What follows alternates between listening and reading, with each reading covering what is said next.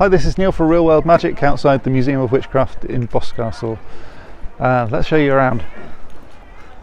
Now, like the Harry Potter tour that I recorded and uploaded last week, some of these things may not be in order, for which I apologise. We start off with images of witchcraft, and this is a lot of the things that you will have seen in popular culture like Harry Potter, and in fact there is Harry Potter and the Philosopher's Stone on display as part of this collection. You've also got some darker things, such as images of the devil, and there is also some nudity involved in here as well. But don't panic, I've removed it from this video. We've got lots of cool stuff, artifacts and tools that would have been used in witchcraft, and this one really intrigued me. They're massive piles of wax from spent spell candles. Rather than reusing the wax, they just piled it one on top of the other to make it more and more powerful. Here we have some ceremonial tools, including an athame. That's the knife in the bottom right hand corner there. Now this display was particularly interesting and also rather gruesome. That cauldron there was used in ceremonial magic, and the thing in the bottom right is called a moon rake. That was used to guide out a pan of urine into a lake in order to do a magical spell. This 5-pointed star is a pentacle, and it's used primarily for protection. Sometimes you'll see this star upside down, and what that means is it's the second degree of Wiccan witchcraft.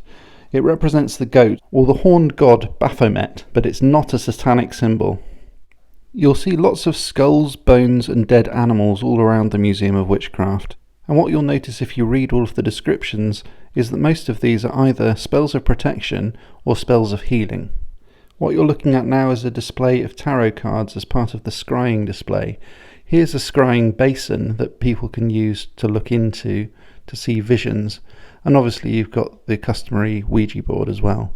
Here's a black scrying mirror, and legend has it that if you see someone behind you, don't look round. It could be an evil spirit.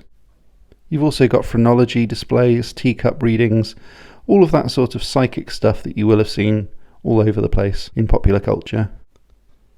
Here's an image of the Green Man carved into some marble. Often this would be used as a corner piece for a building or something like that. It represents nature and the balance of nature. Talking of nature spirits, how about some fairy houses? The Museum of Witchcraft has got them all over the place. The purpose of these houses is to encourage benevolent spirits inside.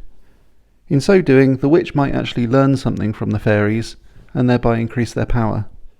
And so, as well as fairy houses, you'll also see birds' nests and other things that will be habitable for fairies to live in. There's a very strong sense of the natural world, including this bear's head down in the bottom right hand corner.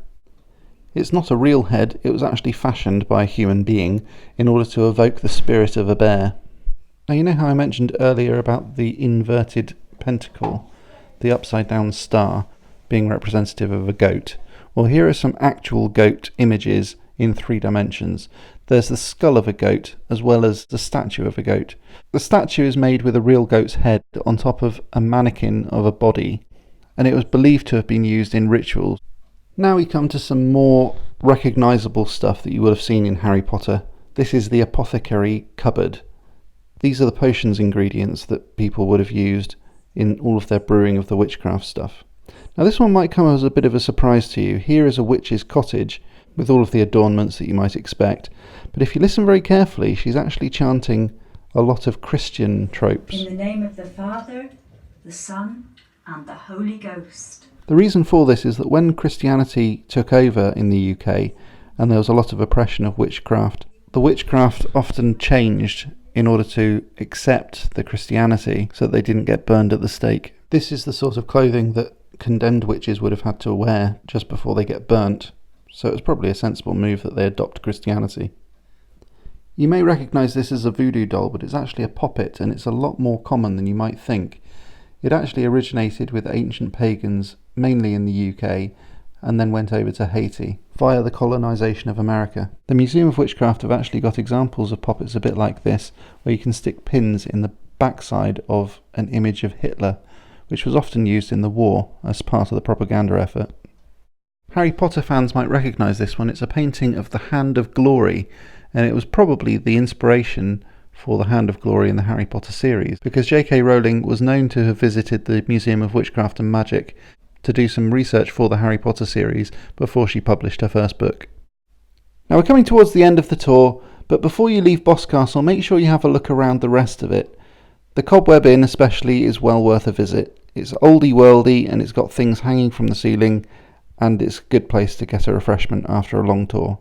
Okay, we're at the end of the video and at the end of the tour, so thanks very much for watching. I really appreciate every single view. If you like this, please give it a big thumbs up, subscribe for more of the same, and click the bell button to be notified of future videos. I'll be back again next week with another magical make, but until next time, stay magical.